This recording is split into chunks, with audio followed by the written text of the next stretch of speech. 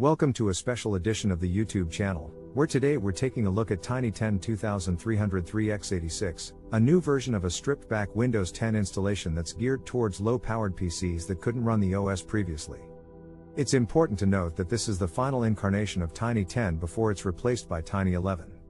If you're the proud owner of a truly old computer, this new release is just the thing for you.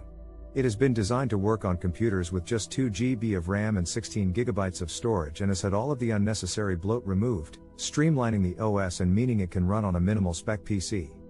The main change that comes with this version of Tiny10 is the introduction of a fully functional Windows Defender, meaning you no longer need to install third-party antivirus software to protect your system. The component store is also now back, giving you the option to update Tiny10, while the remote desktop is another important addition. So what kind of performance can you expect? Well, it's already been run on a Raspberry Pi 4 and performed adequately, with the developer noting that the OS can boot on as little as 1/5 of a gigabyte of system memory. While you won't be able to use it in that much memory, it's certainly a testament to the power-saving abilities of Tiny10. It's worth noting that you need a valid Windows 10 key to run Tiny10, as it is still a Windows 10 installation, though one that has been heavily modified to make it usable on low-powered machines.